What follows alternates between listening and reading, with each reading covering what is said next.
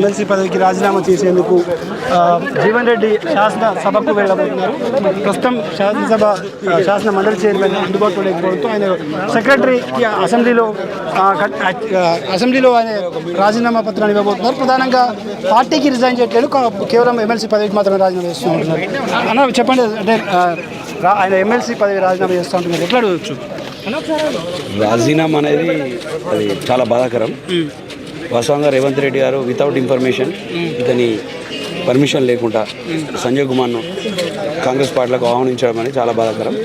ఆ ఎమ్మెల్యే గారు ఊరే మా ఊరు, దాన్ని మేమే వ్యతిరేకిస్తున్నాం. అంతర్గాం జగిత్యాల మండల్ జగిత్యాల నియోజకవర్గం, మాది కూడా అంతర్గాం విలేజ్. ఒక ఎమ్మెల్యే ఊరు వాసినే నేనే వ్యతిరేకిస్తున్నాను. సీనియర్లకు ఎలాంటి ఇన్ఫర్మేషన్ ఇవ్వకుండా పోచారం శ్రీనివాస్ రెడ్డి, కడియం శ్రీహరి, ఇప్పుడు తాజాగా సంజయ్ లాంటి చేర్చుకోవడం లీడర్లు కాదు, వాళ్ళ నా దృష్టిలో లీడర్లు కాదు, వాళ్ళంతా చిల్లర రాజకీయాలు చేస్తున్నారు. అందులో ఇతను చేరాడు.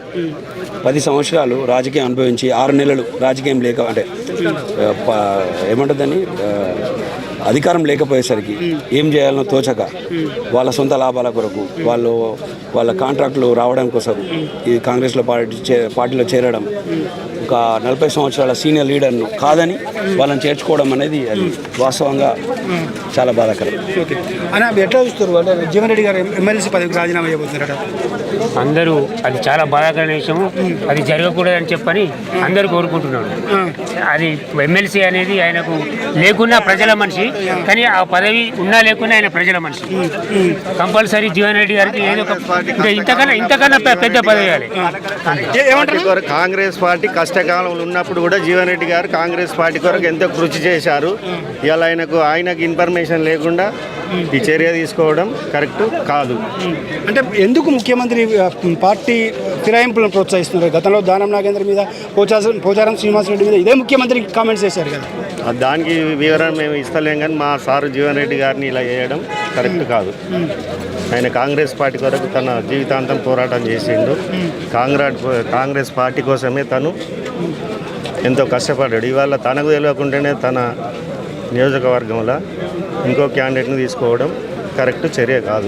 అని ఎట్లా చూస్తారు? జీవన్ రెడ్డి గారు ఎమ్మెల్సీ పదవికి రాజీనామా చేయబోతున్నారు, ఎట్లా చూస్తారు? ఖచ్చితంగా సార్కు సలహాలు ఇచ్చేంత పెద్దవాళ్ళం కాకపోయినా కానీ పార్టీ అధిష్టానం సార్కు తెలియకుండా తీసుకున్నటువంటి నిర్ణయం చాలా తప్పుడు నిర్ణయంగా మేము భావిస్తున్నాం. ఒకానొక దశలో PCC అధ్యక్షుడి రేసులో ఉన్నటువంటి ఒక సీనియర్ నాయకునికి కనీసం ఇన్ఫర్మేషన్ కూడా ఇవ్వకుండా ఇలాంటి చర్యలు చేపట్టడం అనేది కొంత పార్టీ చేసినటువంటి తొందరపాటు చర్యగా మేము భావిస్తూ ఉన్నాం. అంటే ఎందుకు 2 సార్లు ఓడిపోయినటువంటి జీవన్ రెడ్డి గారి మీద గెలిచినటువంటి సంజయ్ని తీసుకోవాల్సి వచ్చింది? 4 ఉమ్మడి జిల్లాలో ఉన్నటువంటి గ్రాడ్యుయేట్లు అందరి మనసు గెలిచినటువంటి ఎమ్మెల్సీ తాను. రాజకీయాల్లో గెలుపులు ఓటములు సహజం. గెలిచిన వాళ్ళు గొప్ప వాళ్ళు కాదు, ఓడిపోయిన వాళ్ళు తక్కువ వాళ్ళు కాదు. అటువంటి ఓటమికి గెలుపుకు దీనికి సంబంధం పెట్టద్దు. 40 సంవత్సరాల సుదీర్ఘ రాజకీయం ఉన్నటువంటి వ్యక్తి పట్ల ఇలాంటి పార్టీ ప్రవర్తించడం అనేది కొంత బాధాకరమైనటువంటి చర్య. ఇలాంటి చర్యలు ఏ రాష్ట్రంలోని ఏ నియోజకవర్గ కార్యకర్తలు కూడా ఒప్పుకునే పరిస్థితుల్లో లేరు. అంటే పార్టీ కష్టకాలం ఉన్నప్పుడు 2006లో కూడా KCR పై బైపోల్లో పోటీ చేసినటువంటి సందర్భాన్ని చూసాం. ఎందుకు పార్టీ ఈ విధంగా వివరిస్తుంది? కొంత పార్టీ తీసుకున్నటువంటి తొందరపాటు చర్యగా మాత్రమే చెప్పగలుగుతాం. సో ఇది జీవన్ రెడ్డి నివాసం దగ్గర బేగంపేటలో ఉన్నటువంటి పరిస్థితులు అయితే ఈ విధంగా. సార్ చెప్పండి, అంటే సుదీర్ఘ రాజకీయ అనుభవం ఉంది, కాంగ్రెస్ పార్టీ కష్టకాలంలో అండగా ఉన్నారు. ఆయన కనీసం సమాచారం ఇవ్వకుండా స్థానిక ఎమ్మెల్యేని చేర్చుకోవడం ఎంతవరకు కరెక్ట్? చాలా అన్యాయం, చాలా అక్రమం. 40 ఏళ్ళుగా ఉమ్మడి ఆంధ్రప్రదేశ్లో కాదు, తెలంగాణ రాష్ట్రం ఏర్పడినప్పుడు నుండి ఉత్తర తెలంగాణ కాకుండా యావత్ తెలంగాణ రాష్ట్రాన్ని కాంగ్రెస్ ఉనికిని చాటుతూ ఎదురుగా ఉన్న 10 ఏళ్ళ దుష్పరికారులకు కిరాతకుడు అవినీతిపరుడైన కేసీఆర్ ప్రభుత్వాన్ని కూకటి వేళ్లతోని ప్రొటెస్ట్ చేసి ప్రతి అంశాన్ని కూడా ఎదిరించి ప్రభుత్వాన్ని నిలదీసి అవినీతిని అక్రమాలను నిలదీసి ఎలుగెత్తి చాటిన వ్యక్తి మరి జీవన్ రెడ్డి గారు. మొన్న 10 సంవత్సరాలు కాకుండా గత 40 సంవత్సరాలు కూడా కాంగ్రెస్ పార్టీకి అవిరళమైన కృషి చేస్తూ తన త్యాగాలను ఎన్నో బలిదానాలు చేస్తూ మరి చేసినటువంటి వ్యక్తి. ఇవాళ ఆయనకు తెలియకుండా మరి ఒక TRS ఎమ్మెల్యేను జాయిన్ చేసుకోవడం చాలా అన్యాయం, అక్రమం. ఈ దిశలో పార్టీ అధిష్టానం మళ్ళీ ఒకసారి పునరాలోచించవలసిందిగా యావత్ తెలంగాణ రాష్ట్ర కాంగ్రెస్ అభిమానులంతా కోరుతున్నారు. ఇది తప్పకుండా అమలు జరగాల్సిన విషయమే. ఈలాగా ఉంటే మరి ముఖ్యమంత్రి రేవంత్ రెడ్డి గారు స్వయాన తాను కేంద్ర వ్యవసాయ శాఖ మంత్రిని చేస్తానన్నటువంటి ఒక దృక్పథం ఉన్నటువంటి వ్యక్తి. మా అన్న జీవనన్న మాకు ఒక ఇన్స్పిరేషన్ లీడర్ అని చెప్పేసి చెప్పినటువంటి ముఖ్యమంత్రి రేవంత్ రెడ్డి గారు కూడా మరి కనీసం మాట వరుస కన్నా ఒక ఫోన్ కాల్ చెప్పకుండా మరి అన్న ఈ పరిస్థితి ఉంది, మరి అధిష్టాన ప్రణాళిక భాగంగా ఆకర్షణ పథకంలో భాగంగా మరి ఎమ్మెల్యేలను జాయిన్ చేసుకున్న పరిస్థితి ఉంది, మరి మీరు రండి మీతో ఆలోచించిందని కూడా ఒక మాట చెప్పకుండా ఇది చేయడం అనేది చాలా విచారకరం. కాంగ్రెస్ అభిమానులంతా మేమంతా దీన్ని నిరోధంగా ఖండిస్తూ గతంలో పార్టీ మారిన ఎమ్మెల్యేలపై ఇదే రేవంత్ రెడ్డి కేసులు పెట్టారు. మళ్ళీ ఇప్పుడు ఎందుకు ఇతర పార్టీ నుంచి చేర్చుకోవడం కాకుండా ఏకంగా ఎంపీ టికెట్లు కూడా ఇచ్చారు మొన్న.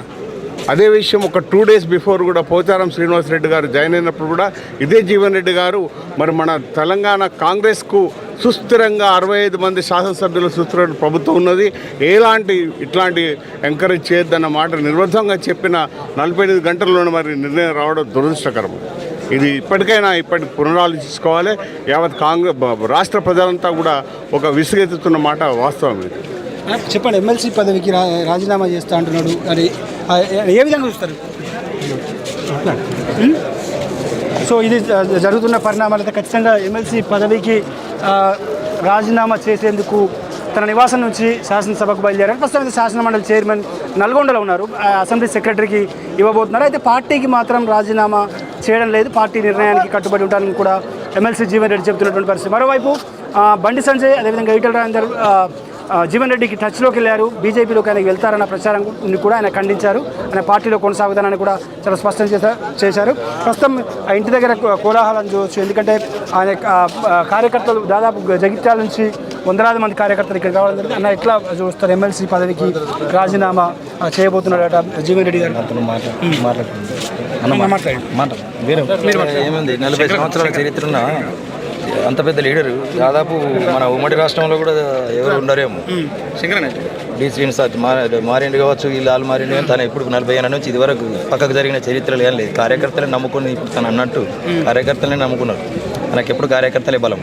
24 గంటలకి అదే కట్ట కుర్చీ, అదే నియోజకవర్గం, పొద్దున్న లేస్తే అక్కడ జగిత్యాలనే ఉండు, హైదరాబాద్ అనే తక్కువ, 24 గంటలు అక్కడనే. ఒక దశలో నిన్న రాజకీయాలు వదిలేస్తాను, వ్యవసాయం చేసుకుంటానని చెప్పి శ్రీధర్ బాబుతో కూడా నిర్వేదంతో అన్నట్టు కూడా అంత లేదు. పార్టీని వీడే ప్రసక్తి లేదు, ఆయనకు ఆలోచన రాదు. ఎమ్మెల్సీ గురించి తన నిర్ణయం ఏం తీసుకుంటారని మనకు తెలియదు కార్యకర్తగా. అదే మేమైతే తను ఎంబడే ఉంటాం. ఓకే అన్న, ఎట్లా చూస్తారు జీవన్ రెడ్డి గారు ఎమ్మెల్సీగా రిజైన్ చేయబోతున్నారు, పార్టీ నిర్ణయానికి కట్టుబడి ఉంటా, పార్టీలో ఉంటారు? వాస్తవమే. మరి ఈరోజు 2014 కాదండి, తెలంగాణ వచ్చే పీరియడ్లో కాంగ్రెస్ కార్యకర్త అనేది కుంటుపడే విధానంలో ఉన్న పీరియడ్లో జీవన్ రెడ్డి గారు భరోసా ఇచ్చుకుంటూ దాదాపు కరీంనగర్ జిల్లాలో, ఉమ్మడి జిల్లాలో ఎటువంటి ఎమ్మెల్యే కూడా లేదు. ఆ టైంలో జీవనన్న ఎమ్మెల్యేగా గెలవడం జరిగింది. ఆ టైంలో కార్యకర్తను ముందుకు తీసుకొస్తూ ప్రతి ఒక్క కార్యకర్తను చేదోడుగా ఉంటూ ప్రతి ఒక్క కార్యకర్తకు అందుబాటులో ఉంటూ పనిచేసుకుంటూ రావడం వల్లనే ఈరోజు కాంగ్రెస్ పార్టీ అనేది ముందుకు రావడం జరిగింది. ఈరోజు పెద్ద మనిషి ఏదో చేసి ఉండవచ్చు, అది రేవంత్ రెడ్డి గారు ఏదో చేసి ఉండవచ్చు, కానీ వాస్తవానికి చెప్పాలంటే కర్ణాటక ఉత్తర తెలంగాణలో జీవన్ రెడ్డి గారు తప్పితే వేరే వాళ్ళు లేరు. ఎందుకంటే ప్రతి ఒక్క కార్యకర్తకు 2014 నుంచి అప్పటికి ఉన్నటువంటి 9 మంది ఎమ్మెల్యేలు ఎవరు గెలవలేదు, ఒకటే ఎమ్మెల్యే జీవన్ రెడ్డి గారు గెలిచారు. అప్పుడు ప్రతి ఒక్క ప్రోగ్రామ్ కానీ ఏదైనా కానీ రైతుల సమస్యలు కానీ ఇంకా కార్మికుల సమస్యలు కానీ ముందు తీసుకొచ్చినటువంటి గొప్ప వ్యక్తి అంటే జీవన్ రెడ్డి గారు చెప్ప తప్పదు. అది సీఎం రేవంత్ రెడ్డి గారు కూడా తెలుసు. ఇప్పుడు ఇతను 100 కోట్లు 200 కోట్లకు మరి ఏదైనా ఆశపడి ఏమైనా చేస్తున్నావచ్చు అనిపిస్తుంది నాకు. మేము అదే అనుకుంటున్నాం, మేము కార్యకర్తలు మేము కాంగ్రెస్ పార్టీ నుంచి కూడా అదే అనుకుంటున్నాం. 100 కోట్లకు 200 కోట్లకు అమ్ముడుపోయే పార్టీ అయితే కాదు. సీఎం గారు కూడా గుర్తించాలని చెప్పి కోరుకుంటున్నాను. అన్న, మీరు చెప్పండి, సుదీర్ఘ రాజకీయ అనుభవం ఉంది, ముఖ్యమంత్రి రేవంత్ రెడ్డి కనీసం సమాచారం లేకుండా లోకల్ ఎమ్మెల్యేలను చేర్చుకోవడం ఎట్లా చూస్తుంది? ఇప్పుడు వాస్తవంగా 1985 నుంచి తను కాంగ్రెస్ పార్టీలో కాంగ్రెస్ నుంచి 6 సార్లు గెలవడం జరిగింది, 5 సార్లు ఓడిపోవడం జరిగింది. 2 సార్లు కేసీఆర్ మీద పోటీ చేశారు, అతి దగ్గరలో ఓడిపోయారు. మొన్న కూడా రీసెంట్లీ భారతీయ జనతా పార్టీ ఉనికి ఉంది అని తెలిసి కూడా అయినా కూడా అధిష్టానానికి కట్టుబడి ఆయన ఎంపీగా పోటీ చేశారు. అటువంటి నాయకునికి ఒక మాట కూడా చెప్పకుండా చేయడం, ఇది కాంగ్రెస్ పార్టీ చాలా అన్యాయం చేసింది సార్కి. ఇది మాత్రం మేము ఖండిస్తున్నాం. అంటే ఎమ్మెల్సీ పదవికి రాజీనామా చేస్తున్నానని చెప్పి ఆయన ప్రకటించారు, శాసనసభకు వెళ్ళబోతున్నారు. సో దాన్ని ఎట్లా చూస్తారు? ఎమ్మెల్సీ పదవి ఆయనకి పదవులు కొత్త కాదండి, మొదటి నుంచి పార్టీకి కట్టుబడి ఉండి పార్టీ అసలు వాస్తవంగా ఉనికి లేని సమయం లోపల కాంగ్రెస్ పార్టీని ఇంత పెద్ద ఎత్తున లేవనెత్తి తనకు పీసీసీ ఇస్తే కూడా నాకు వద్దని చెప్పి రేవంత్ రెడ్డి గారికి పీసీసీ ప్రెసిడెంట్ తన చెప్పడం ద్వారానే తనకు పీసీసీ ప్రెసిడెంట్ వచ్చి వాళ్ళంతా ముఖ్యమంత్రి గారు అయ్యారు. అటువంటి నాయకుడిని మర్చిపోవడం, ఈ చెప్పకుండా ఇట్లాంటి పనులు చేయడం అంటే ఇది కరెక్ట్ కాదండి. అంటే సీనియర్లకు కనీసం సమాచారం ఇవ్వకుండా ఎమ్మెల్యేలను పార్టీలోకి ఎందుకు ఆహ్వానిస్తున్నాడు? స్వయంగా ముఖ్యమంత్రి వెళ్ళే వాళ్ళ ఇళ్లకు వెళ్ళి కండవాలు కప్పుతున్నాడు. అని ముఖ్యమంత్రికి వెళ్ళడం అంటే ఇక వారి బాధ్యత, వారికి అధిష్టానం ఏం చెప్పిందో తెలియదు. కానీ మా విషయంలో మాత్రం మా జగిత్యాల ఎమ్మెల్యే గారిని చేర్చుకొని ఇది మాత్రం చాలా తప్పు చేశారు.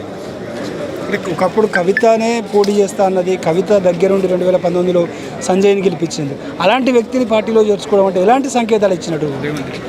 కవిత కాదండి, కవిత గారి తండ్రి మీదనే పోటీ చేసినట్టు నాయకుడు మాది. కవిత గారి తండ్రి మీద. కవిత ఏంటండి? కవిత గారు సంజయ్ గురించి మాట్లాడారు.